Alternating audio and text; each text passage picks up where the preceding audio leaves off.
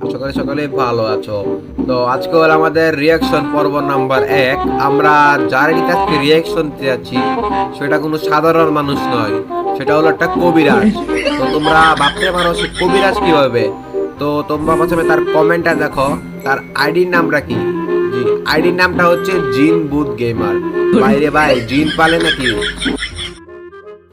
আর এতটুকু তো ঠিকই ছিল, কিন্তু কিন্তু কিন্তু সমস্যাটা তখনই হয় যখন তার কমেন্টটা পড়ি আমি।